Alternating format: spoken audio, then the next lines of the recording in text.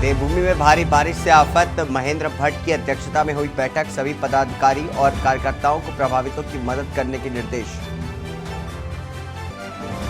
उत्तराखंड में 4 दिनों तक स्कूल कॉलेज रहेंगे बंद। भारी बारिश और खराब मौसम को लेकर के फैसला। 14 और 15 जुलाई को येलो अलर्ट जारी किया गया है।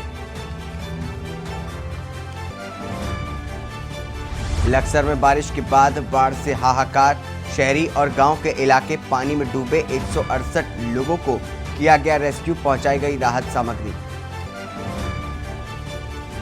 उत्तराखंड में पदयात्रा करेगी कांग्रेस। पहाड़ी राज्यों के नेताओं ने खड़गे और राहुल से की मुलाकात। अग्निपथ योजना का विरोध बनेगा सियासी हथियार। नैनीताल में शत्रु संपत्ति खाली करने का नोटिस। 134 अतिक्रमणकारियों को मिला 15 दिन का समय। 15 दिन के बाद चलेगा बुलडोजर। और चमोली में कर्णप्रयाग सिमली डिम्मर मोटर मार्ग पर हादसा। वाहन दुर्घटना में वाहन चालक की मौत। हादसे में महिला गंभीर रूप से घायल।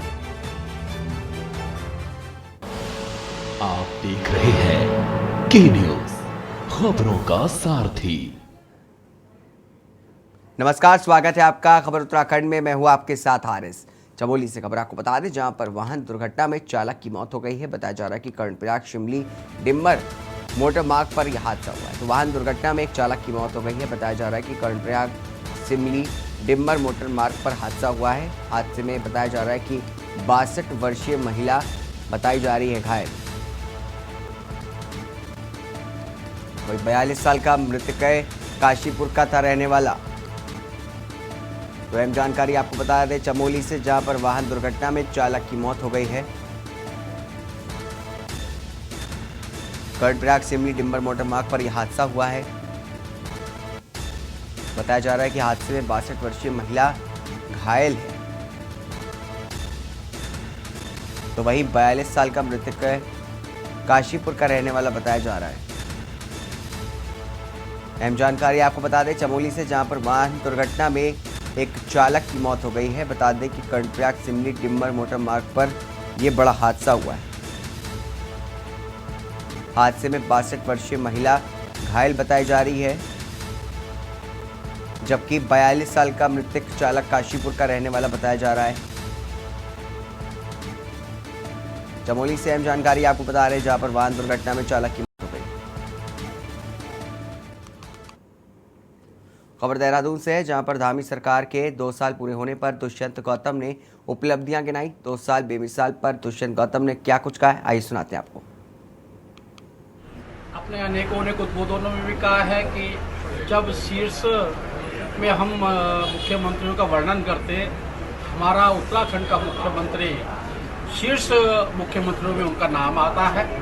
किस प्रकार से वो समस्या लगातार एक जीवन की अंग होता है, समस्या आती है और उस समस्याओं का निदान कर किस प्रकार से जनता के हित में कार्य करने का लगातार काम करते हैं और उन्होंने अपना जीवन, अपना पूरा समय जनता की सेवा में झोंक रखा है। दायित्व बंटवारे। उत्तराखंड में आई आपदा से निपटने के लिए उत्तराखंड बीजेपी कार्यालय देहरादून में पार्टी के प्रदेश अध्यक्ष महेंद्र भट्ट की अध्यक्षता में बैठक आयोजित की गई।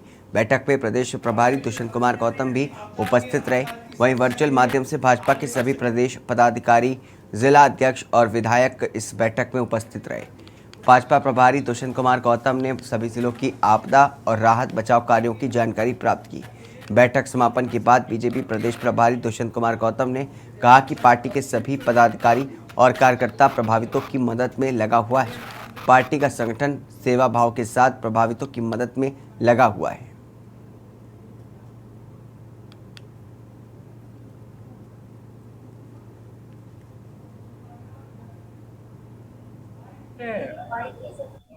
सभी जिलाध्यक्ष, उस जिले में विधायक और अनेक मोर्चाओं के वरिष्ठ कार्यकर्ता उसमें बैठक में उपस्थित थे। हमने हर जिले में हर विधायक से पूछा कि आपके क्षेत्र की क्या स्थिति है, इस आपदा से कैसे आपने निपटा है और उसके बाद में क्या क्या चुनौती हमारे सामने है।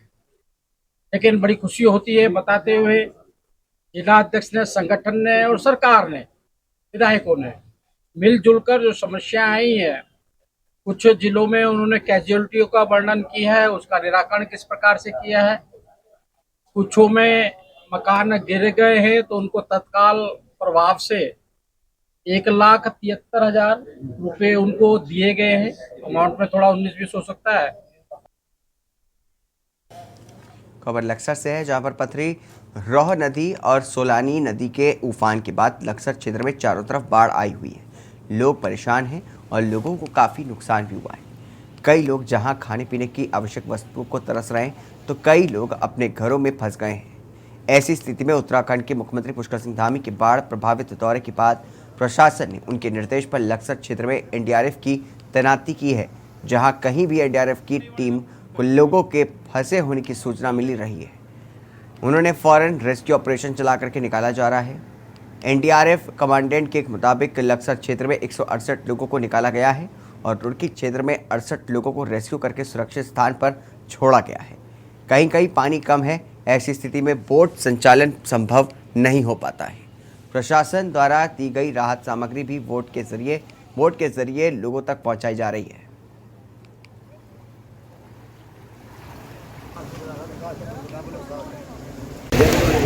परसों को हमने जो है 168 आदमी को रेस्क्यू किया था यहाँ से, और कल जो है हमारी जो 2 टीमें वहाँ पर हैं रुड़की में, वहाँ पर 68 लोगों को रेस्क्यू किया। कल रात को भी एक ऑपरेशन चला हुआ था जिसमें 2 लेडी और उनका जो पेट एनिमल डॉग है उसको भी रेस्क्यू किया गया। अभी जो रिक्वेजेशन मिली है मुझे, हमारी ये टीम 2 लेडी और एक बच्चे को और एक आदमी को उसको रेस्क्यू करने के लिए जा रही है। हल्द्वानी नगर निगम क्षेत्र में इस बार भारी बरसात के बावजूद भी ज़्यादा समय तक पानी एकत्रित नहीं हुआ। इसके पीछे नगर आयुक्त पंकज उपाध्याय का सटीक मैनेजमेंट ही रहा है, जो उन्होंने स्वयं फील्ड पर उतर करके समस्या को देखा, परखा और निगम कर्मचारी को दिशा निर्देश दिए। सारे पॉइंट्स पर काम किया गया है।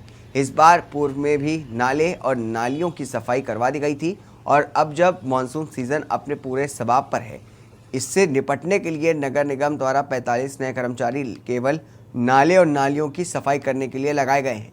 पूर्व में हल्की सी बरसात में भी जहां पर हल्द्वानी शहर में जलभराव होता था, इस बार मानसून की लंबी बरसात में भी शहर के पानी की निकासी बेहतर दिखाई दी। मुख्य नगर आयुक्त पंकज उपाध्याय का कहना है कि अभी भी लगातार नालों और नहरों को सफाई के साथ ही फुटपाथ पर अतिक्रमण करने वालों के खिलाफ अभियान जारी है।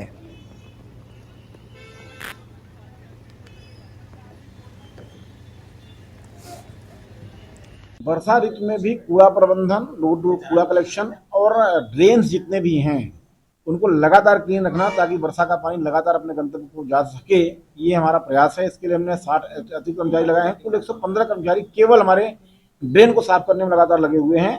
परिणाम स्वरूप हमें नैनीताल रोड, कालाढूंगी रोड और जो ऐसे मेजर जल भराव के क्षेत्र से अभी वहाँ पर बड़ी समस्या उत्पन्न नहीं हुई है। कहीं कहीं गलियों में, नालियों में, जहाँ गली मोहल्लों में जहाँ पर कहीं कोई मलबा रख दिया है, किसी ने निर्माण सामग्री रख दी है या रोड बैठ गई है, ऐसी जगहों में कोई समस्याएं आई हैं, उनका भी निदान करने का प्रयास कर रहे हैं हम। लेकिन हमारा पूरा फोकस है कि जो ड्रेन्स हैं, जो वेन्स हैं शहर की, उसको लगातार क्लीन रखा जाए और इसमें काफ़ी अच्छी सफलता हमें प्राप्त हुई है और हम लगातार उस पर अलर्ट मोड में हैं। इसके साथ साथ अभी भी कुछ व्यापारियों को देखने को मिला, जैसे मैं कल शाम को सब्जी मंडी में गया था, सब्जी मंडी के व्यापारी ज़्यादातर सब्जियों को नालियों में बहा रहे थे, वो आगे जाकर के नाली को चौक कर रहा था। कल हमने वहाँ खबर हरिद्वार से, जहां पर लगातार हो रही बारिश से हरिद्वार का हिल बाईपास मार्ग पूरी तरह से क्षतिग्रस्त हो गया है। पहाड़ से मलबा गिर जाने से हिल बाईपास मार्ग का बड़ा हिस्सा नीचे धंस गया, जिससे यहां पर आवाजाही पूरी तरह से रुक गई है। प्रशासन ने कांवड़ मेले और सोमवती अमावस्या स्नान की भीड़ नियंत्रित करने के लिए हिल बाईपास रोड को खोला था।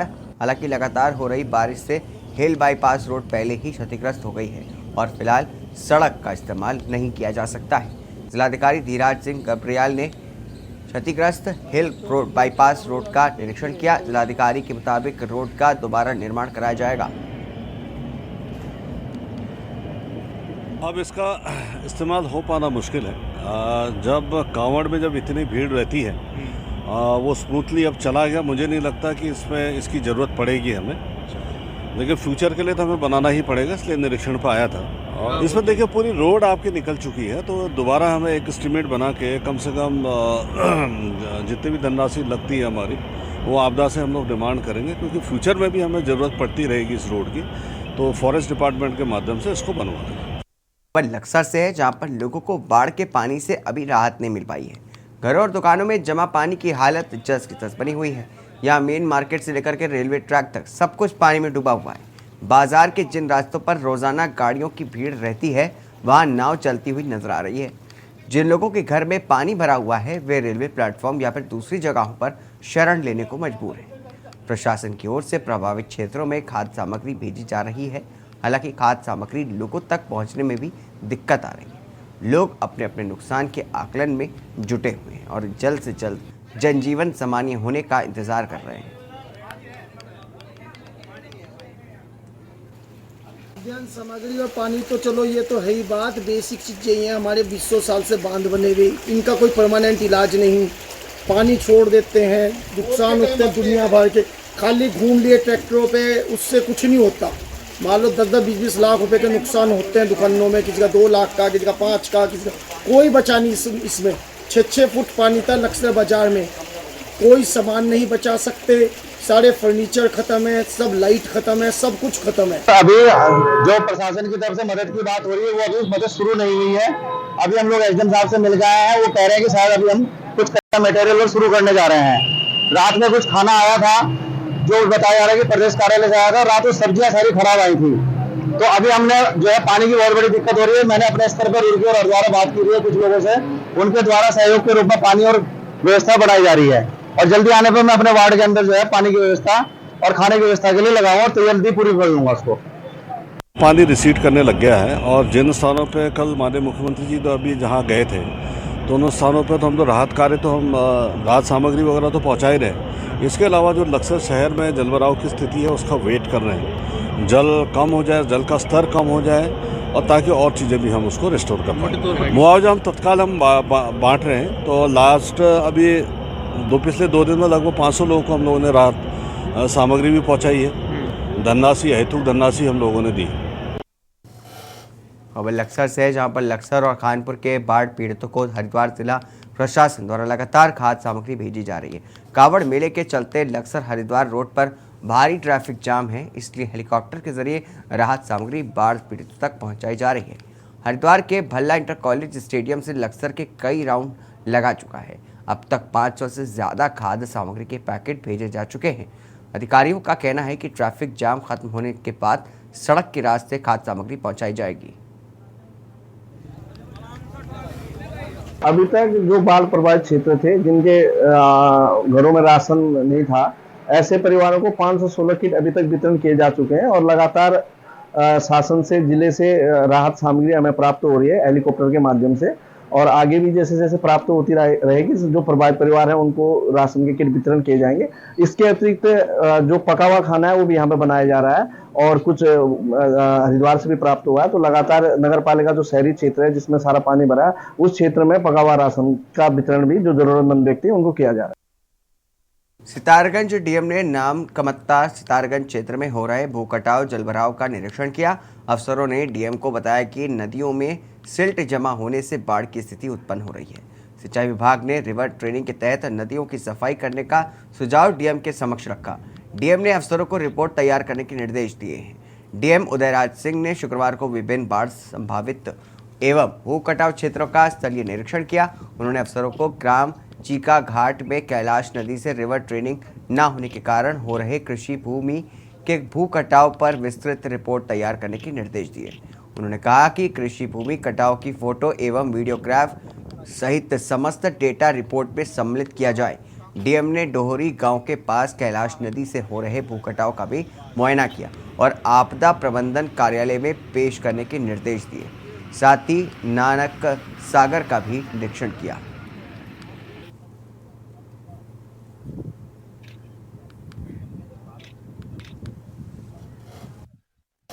खबर हरिद्वार से है जहां पर आस्था के महाकुंभ कावड़ मेले में अब तक हरिद्वार से 4 करोड़ से ज़्यादा कावड़िए गंगा जल लेकर के अपनी मंजिल की ओर रवाना हो चुके हैं और अब शिवरात्रि का जलाभिषेक होगा।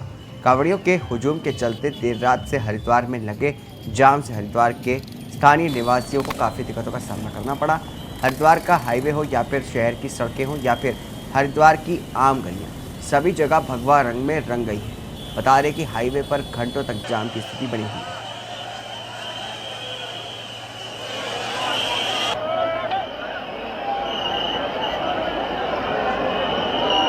है, बड़ी कावड़े आ रहे, साथ ही साथ मोटरसाइकिल से भी इसमें डाक के रूप में आते हैं यहाँ पर लाखों कावड़िए।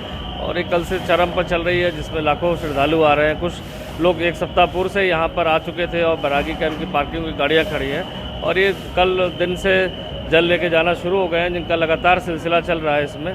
और ये अभी भी आप देख सकते हैं कि इसमें लाखों बाइक्स के साथ भी लोग आ रहे हैं और इसमें जो डाक कावड़ की गाड़ियाँ वो भी निकल रही हैं। और अभी बहुत सारी गाड़ियाँ अभी हरियाणा राज्य से भी पहुँच रही हैं जो अभी पार्किंग में। तो देखा जाए तो ये पूरा मेला अभी 24 घंटे 36 घंटे लगातार ऐसे निरंतर चलेगा। जब लाखों वाहन और लाखों लोग आएंगे तो कहीं ना कहीं थोड़ी बहुत अव्यवस्था जाम की स्थिति होती है। तो ये बहुत यहाँ सुगमता के साथ साथ सुरक्षा पर भी ध्यान दिया गया है। तो लोग सुरक्षित कावड़ी अपने गंतव्य तक पहुँचे ज़्यादा महत्वपूर्ण है। और दोनों चीज़ को लेकर, सुगमता और सुरक्षा को लेकर ही पूरी ड्यूटी लगाई गई, व्यवस्थाएं की जा रही है। खबर धर्मनगरी हरिद्वार से है, जहां पर चल रहा कावड़ मेला अब अपने अंतिम दौर पर है।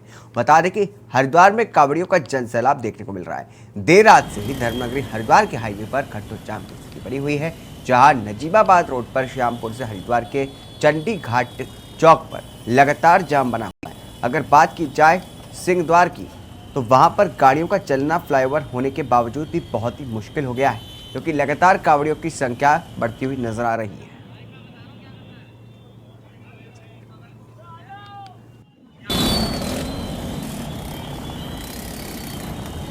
जी हमारी मनोकामना तो बहुत है बाबा से, बस पूरी हो जाए। कष्ट तो अभी तक बाबा की दुआ से कोई नहीं है और बाबा आगे चाहेगा तो उसके हाथ में प्रभु की लीला है जी।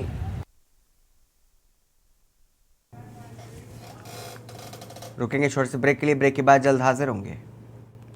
ब्रेक के बाद स्वागत है आपका। खबर डोईवाला से है, जहां पर जमीनों की खरीद फरोख्त और बिक्री में लगातार जालसाजी हो रही है। ठगी और जमीनी विवाद को देखते हुए डोईवाला के एसडीएम शैलेंद्र सिंह नेगी बड़ी पहल शुरू करने जा रहे हैं, जिसमें वो भूमि पाठशाला यूट्यूब चैनल के माध्यम से जमीनों की जानकारी देंगे। इसमें जमीनों का ब्यौरा, जमीन से जुड़ी हर जानकारी और वाद विवाद सहित सभी प्रकार की महत्वपूर्ण जानकारियां मिलेंगी, जिससे आमजन को काफ़ी फायदा होगा। और ज़मीनों के मामलों में हो रही धोखाधड़ी रोकने में यह यूट्यूब चैनल काफ़ी फायदेमंद साबित हो सकता है।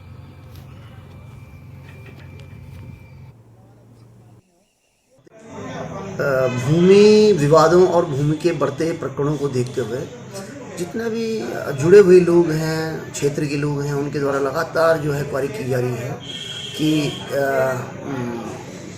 प्रश्नगत उसमें घटनाओं में हम क्या कार्रवाई करें। कुछ लोगों के सीमांकन के मुद्दे हैं, पैमाइश के हैं, कुछ में जो है कुछ लिखने में त्रुटि हुई है जो 33-39 और अन्य उसमें कवर होते हैं। कुछ लोगों के कब्जे के विवाद हैं, कुछ लोगों के क्रय करते समय जो है कुछ इश्यूज आ गए, तो मौके पर ज़मीन नहीं थी और रजिस्ट्री हो गई। कुछ लोगों की रजिस्ट्री हो गई लेकिन जो है दूसरे जो है स्थिति आ गई कि मुनारे की स्थिति आ गई। तो इस सब को लेकर के बहुत सारे विषय हैं जिनको लेकर के कि लोगों में संशय है, लोग परेशान भी हैं और कुछ इसमें ऐसी हेल्प चाहते हैं कि उनकी समस्या का समाधान हो सके। तो इसको दृष्टिगत रखते हुए मैंने एक भूमि पाठशाला नाम का एक यूट्यूब चैनल बनाया है, जिसमें कि हम छोटी छोटी वीडियो अपलोड करेंगे और हमारी कोशिश होगी कि भूमि संबंधी जानकारियाँ उसमें हम दें, ताकि लोग जानकारी लेकर के अपने मुद्दों को स्वयं भी हल कर सकें, भविष्य के लिए जागरूक भी हो सकें और जो उनसे गलतियाँ हुई हैं, वो किसी के फंदे में फंसे हैं, उससे वो बाहर निकल सकें। यदि कुछ मामले ऐसे हैं कि जो न्यायालयों में विचाराधीन हैं या अब न्यायालय में पुटअप होने हैं, तो वो किस न्यायालय में जाएंगे, कौन से दस्तावेज लगेंगे, किस प्राधिकारी के थ्रू जो है रिपोर्टें बनाई जानी चाहिए, वो सब हम आपको बताएंगे। तो हम चाहेंगे कि आप भूमि पाठशाला जो है, जो ये चैनल है, यूट्यूब चैनल है, इसको लाइक, शेयर और सब्सक्राइब करें, ताकि अधिक से अधिक लोगों तक जानकारी पहुँच सके। खबर ऋषिकेश से है, जहां पर कावड़ मेला अपने चरम पर है। लाखों की संख्या में शिव भक्त रेल मार्ग से भी ऋषिकेश पहुंच रहे हैं। जीआरपी अपर पुलिस अधीक्षक अरुणा भारती ने योग नगरी ऋषिकेश रेलवे स्टेशन पहुंच करके कावड़ मेले की ड्यूटी में लगे जीआरपी, आरपीएफ और रेलवे स्टेशन प्रहरी को उनके कार्य के लिए सम्मानित किया है। साथ ही एसपी अरुणा भारती ने कहा कि इस बार कावड़ मेले में जीआरपी और आरपीएफ के साथ ही सभी रेलवे प्रहरी भी महत्वपूर्ण भूमिका अपनी ड्यूटी के दौरान निभा रहे हैं। आगे भी इसी तरह से रेलवे और पुलिस और रेलवे प्रहरी कावड़ के मेले को सकुशल संपन्न कराने में उत्तराखंड पुलिस के साथ ड्यूटी करते हुए रहेंगे। बहुत ज़्यादा बारिश होने की वजह से दिक्कतें भी आई हैं और दिक्कतों में भी पुलिस भी खड़ी रही, ये बात और है। लेकिन जनपद पुलिस की तर्ज पे जो हम लोगों ने कम्युनिटी पुलिसिंग को देख काम करने का मौका मिला, आप लोगों ने उन्हें एक्सेप्ट। खबर डोईवाला से है, जहां पर डोईवाला क्षेत्र में लगातार बड़े सरकारी संस्थानों के बनने का सिलसिला जारी है। डोईवाला क्षेत्र में सरकारी जमीन को भूमाफियाओं के चुंगल से बचाने के उद्देश्य से स्थानीय प्रशासन के सहयोग से सरकार इन जमीनों का आवंटन बड़ी सरकारी संस्थाओं को कर रही है, ताकि बड़ी योजनाएं धरातल पर उतर सके। इसी कड़ी में डोईवाला के मारक मंगराट झबरावाला में जल्द ही उत्तराखंड ओपन यूनिवर्सिटी का कैंपस बनने जा रहा है, जिसको लेकर के कवायद शुरू की जा चुकी है। उत्तराखंड ओपन यूनिवर्सिटी के कई अधिकारियों ने डोईवाला तहसील प्रशासन की टीम के साथ जमीन की नाप जोख पूरी करके कब्जा ले लिया है, जिस पर बहुत ही जल्द एक बड़े कैंपस का निर्माण कार्य शुरू करने की बात अधिकारियों में कही गई है। डोईवाला में के एसडीएम शैलेंद्र सिंह नेगी ने बताया कि मारकम ग्रांट सेकेंड 22 बीघा सरकारी जमीन उत्तराखंड मुक्त विश्वविद्यालय को आवंटन की गई है, जिस पर जल्द ही एक कैंपस का निर्माण होगा।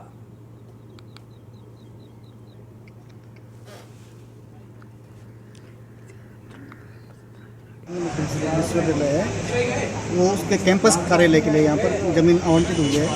1.22 हेक्टेयर है और आज हमने इसको सीमांकन किया है और जल्दी ही इस पर काम शुरू करके कैंपस का कार्य शुरू करने वाले हैं।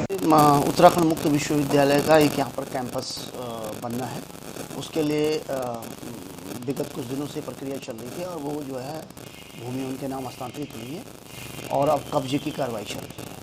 तो हम आज जो है उनको कब्जा वहाँ पर दिला रहे हैं, ताकि वो अपनी ज़मीन पर कब्जा लेकर के और फेंसिंग और जो भी उनको करना है उसको कर सकें और इसकी कार्रवाई जो है उनका जो उद्देश्य है उसको में वो आगे बढ़ सकें।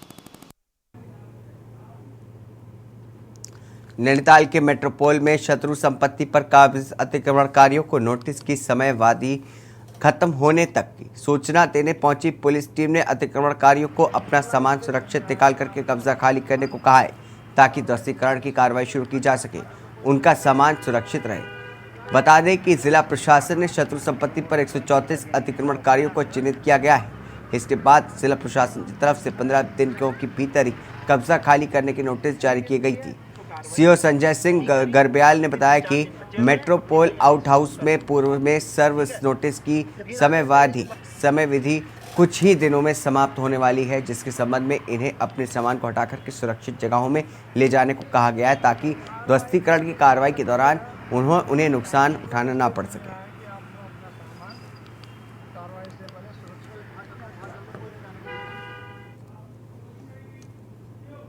इसी के साथ उत्तराखंड की खबरों में बस इतना ही। आगे देखिए हमारा खास कार्यक्रम मंथन के न्यूज़ के प्रधान संपादक दुर्गेंद्र चौहान के साथ। तब तक के लिए नमस्कार। आप देख रहे हैं के न्यूज़, खबरों का सारथी।